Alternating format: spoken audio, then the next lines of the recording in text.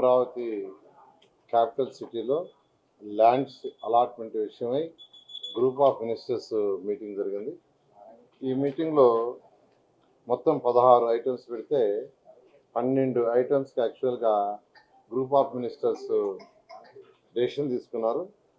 అందులో గతంలో అంటే 2014-19లో ఇచ్చిన కొన్ని ల్యాండ్స్లో 4కి కంటిన్యూషన్ యాక్సెప్ట్ చేశారు.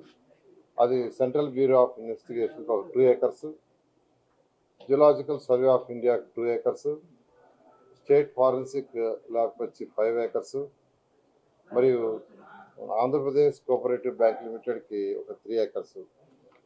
ఈ యొక్క ప్రపోజల్స్ 4 2014-19లో ఇచ్చింటే వాటిని యాక్చువల్గా మళ్ళీ రివైజ్ చేసి ఏరియా కరెక్ట్ చేసి ఇవ్వటం జరిగింది.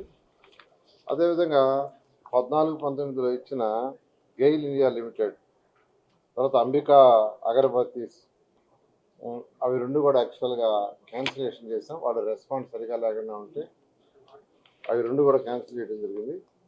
కొత్తగా మరొక 6 ప్రపోజల్స్ వచ్చినాయి, వాటి ఇచ్చాము.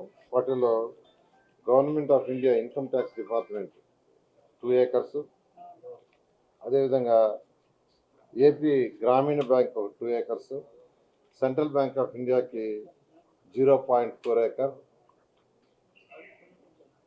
అదేవిధంగా ఇంటెలిజెన్స్ బ్యూరో SIB దానికి వచ్చి 0.5, తర్వాత బ్యూరో ఆఫ్ ఇమిగ్రేషన్కి వచ్చి 0.5 acre, బీజేపీ పార్టీకి 2 acres. ఈ విధంగా ఒక 6 ప్రపోజల్స్ని ఈరోజు గ్రూప్ ఆఫ్ మినిస్టర్స్ యాక్సెప్ట్ చేశారు.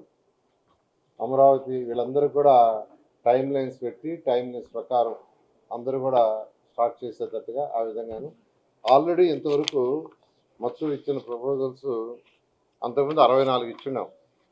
అంటే 2014-19లో 130 మందికి 1270 ఎకరాలు ఇచ్చాం. అయితే అందులో కొందరు మాత్రమే కన్స్ట్రక్షన్ కట్టి యాక్టివిటీ స్టార్ట్ చేశారు. ఇంతలోకే గవర్నమెంట్ మార్చడం వల్ల గత ప్రభుత్వం చేసిన నిర్వాహకం వల్ల ఎవరూ ముందుకు రాలా, అందరూ భయపడి వెనక్కిపోయారు. అంటే ఎప్పుడైతే అమరావతి రాజధాని 3 ముక్కల ఆట ఆడారో దానికి సంబంధించి ఆ 3 ముక్కల ఆటతో ప్రతి ఒక్కరు భయపడి ఇచ్చిన 130 మందిలో కొద్ది మంది మాత్రమే కన్స్ట్రక్ట్ చేశారు, మిగతా వాళ్ళందరూ ఆగిపోయారు. అయితే ఈ ప్రభుత్వం వచ్చిన తర్వాత ఈ ప్రభుత్వం చేపట్టిన అనేక కార్యక్రమాలు కావచ్చు, డెవలప్మెంట్ యాక్టివిటీస్, అమరావతిలో రోడ్డు నిర్మాణం కానీ, అధికారుల భవనాలు కానీ, వీటన్నిటి వల్ల నమ్మకం కలిగి ఇప్పుడు 64 మంది యాక్చువల్గా అనేక మంది అప్లై చేశారు. వాళ్ళలో 64 మందికి 884 ఎకరాలు ఇచ్చాం. ఇవాళ మళ్ళీ 10 డిసైడ్ చేసి ఈరోజు యాక్చువల్గా చేయడం జరిగింది. ఈ విధంగా అమరావతి క్యాపిటల్ సిటీ ఏదైతే ఉందో దానికి సంబంధించి ల్యాండ్స్ అలాట్మెంట్ GOM ఈరోజు యాక్సెప్ట్ చేయడం.